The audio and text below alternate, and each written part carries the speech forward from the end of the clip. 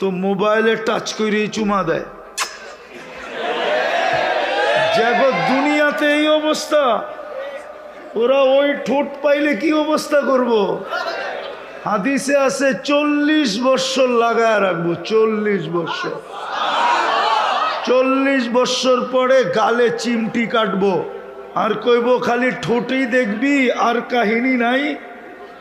পুরা শরীর তো আল্লাহ কাহিনী দিয়ে বইরা রাখছে, এটা চল তোরে কামরায় কাহিনী দেখাই। আওয়াজ না আওয়াজ না, আল্লাহ বানায় রাখছে এটা।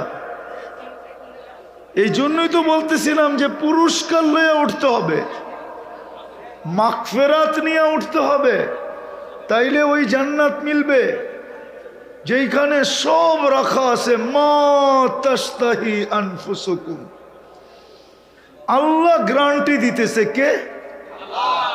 দুনিয়ার মানুষ তো কতই বলল, করলো না। কতই বলল, সারা বৎসর পিছে পিছে ঘুরাইলো, কিন্তু শেষমেশ কি জুতা দেখায় ফিরায় দিল, ঠিক না? আল্লাহ এরকম না, আল্লাহ গ্যারান্টি দিতেছে। আল্লাহর গ্যারান্টি। কার গ্যারান্টি? চিনো আল্লাহ? কোন আল্লাহ গ্যারান্টি দিতেছে? যিনি 99টা পদের মালিক, একটা পদের মালিক না।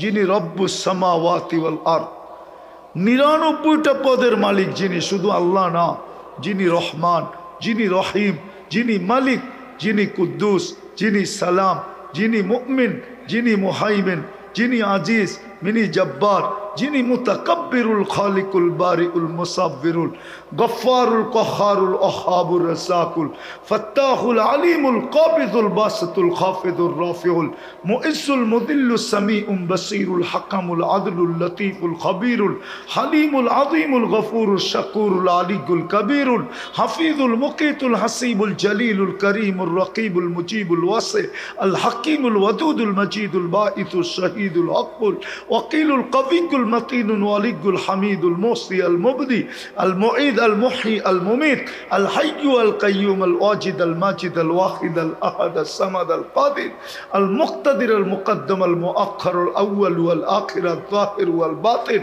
الوالي المتوالي البر التواب المنتقم العفو الرؤوف مالك الملك ذا الجلال والإكرام المقسط والجامع والغني والمغني المانع الضار النافع النور الهادي البديع والباقي الوارث والرشيد الصبور জাল্লে জালালু 99 পদের মালিক আল্লাহ গ্যারান্টি দিতেছে।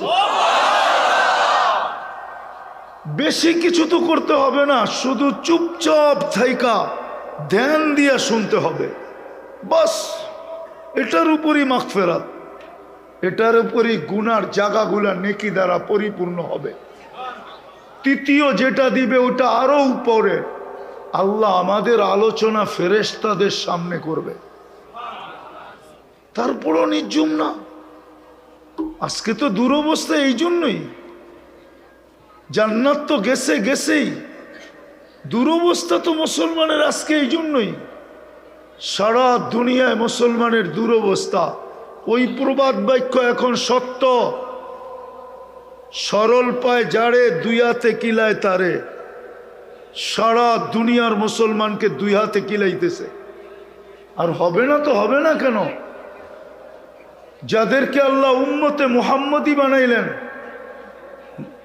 যাদেরকে তিনবার নির্বাচিত করলেন, একবার মানুষ হিসাবে নির্বাচিত করলেন, একবার মুসলমানের ঘরে নির্বাচিত করলেন, একবার উম্মতে মুহাম্মদী হিসাবে বাছাই করে নির্বাচিত করলেন। ওই উম্মত আজকে নির্যাতনের শিকার নির্যাতিত হবে না তো? ভালো মতে বোঝেন, কাজে দিবে। নাইলে যুবক তোমাদের এই রং ডং কোনো কাজে দিবে না। আমি ভালো মতে বুঝি, তুমি যতই চুলের স্টাইল বানাও, তোমাকে বিদেশ যাইতে হইলে দালালের পিছে ঘুরেই যেতে হয়।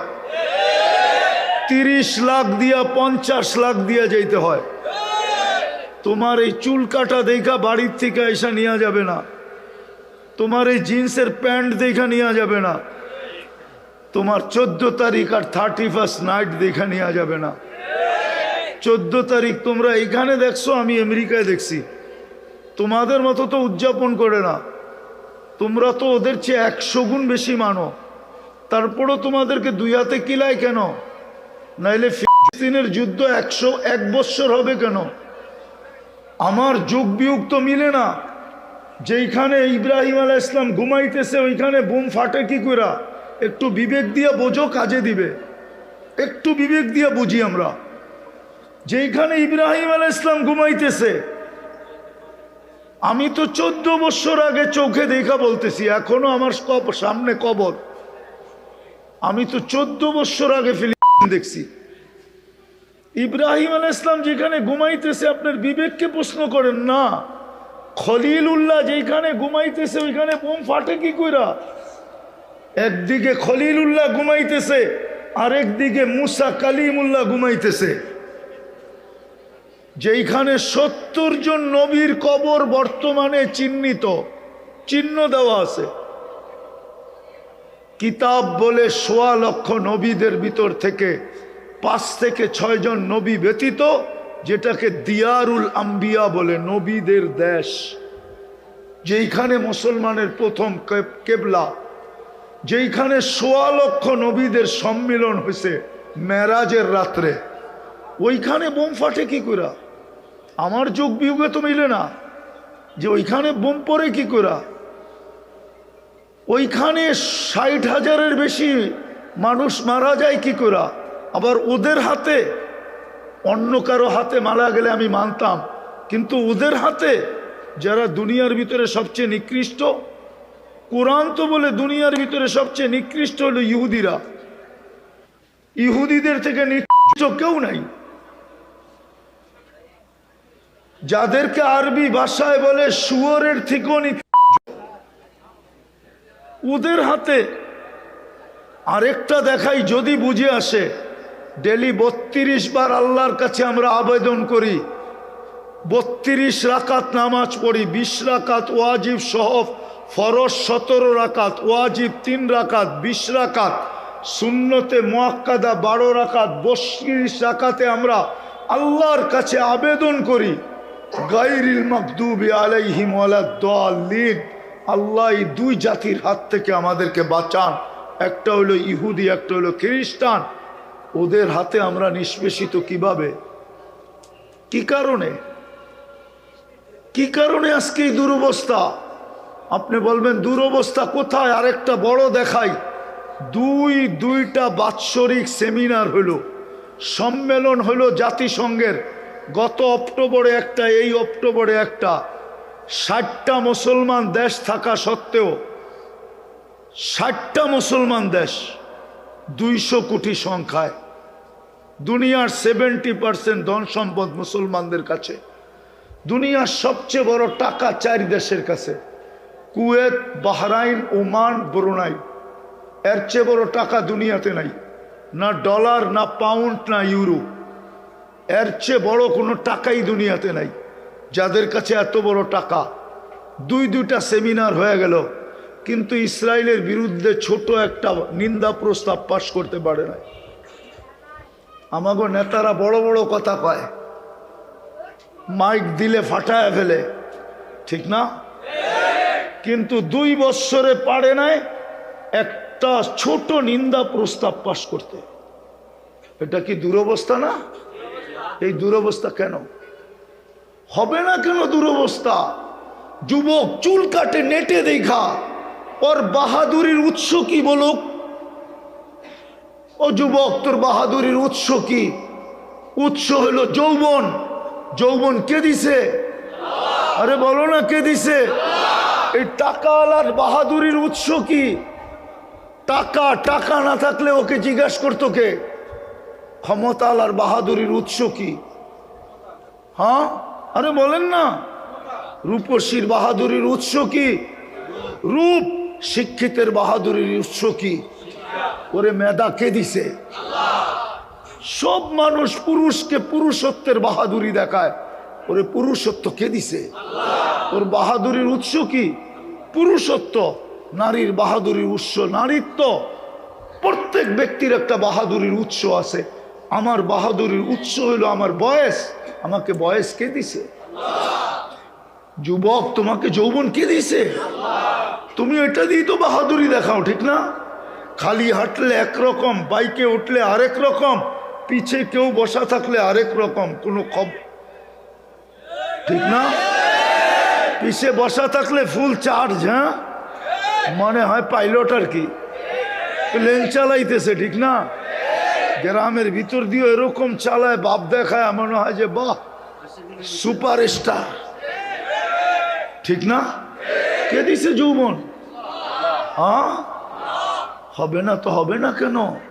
যুবককে তো যৌবন দিল আল্লাহ, ও চুল কাটে নেটে দেখা। যুবককে তো যৌবন দিল আল্লাহ। আমার কথা বোঝো, আমি ব্যথায় বলতেছি, ব্যথায়, দুনিয়া ঘুরা বলতেছি। দুনিয়া ঘুরতে ঘুরতে একটা ব্যথা তৈরি হয়েছে। আমি আগে দুনিয়া ঘুরছি, পরে বাংলাদেশে নামছি, এর আগে নামি নাই। আমার আগেই দুনিয়া ঘুরা কমপ্লিট হয়ে গেছে, 7 মহাদেশ কমপ্লিট আগে, এই ওয়াজের ময়দানে আসার আগে। 99টা আগেই শেষ হয়ে গেছিল। এই মাসে, এই বৎসরে বাকি 103টা পুরা হয়েছে। আমি দুনিয়া ঘুরা বলতেছি। যুবক, তোমার পায়ে হাত দিতেছি এই জন্য যে তোমাকে যৌবন কে দিছে? তোমার বাহাদুরির উৎস কি? যৌবন। তুমি চুল কাটো নেটে দেখা কি কইরা? তুমি 14 তারিখ উদযাপন করো কি কইরা? তুমি 31st নাইট মানাও কি কইরা? তুমি আল্লাহর বিরুদ্ধে চলো কি কইরা? প্রত্যেকে তো আমরা আল্লাহর বিরুদ্ধে চলি। আমি তো এটাই কাঁদতেছি। আমার তো বিবেক বলে, বুদ্ধি বলে, এটাই লজিক বলে, যাকে আল্লাহ যা দিছে পাওয়ার পরে উচিত ছিল আল্লাহর পায়ে পড়ে যাওয়া, আল্লাহর কাছে থাকা। কিন্তু দেখতেছি টাকা পাইতে দেরি, আল্লাহকে বলতে দেরি করে নাই। কয়জন টাকা আল্লাহ এরকম আছে যে 2 হাতে আল্লাহর জন্য ব্যয় করে? কয়জন আছে? যদি করতো বাংলাদেশে, একজনও বাংলাদেশে গরিব থাকতো না।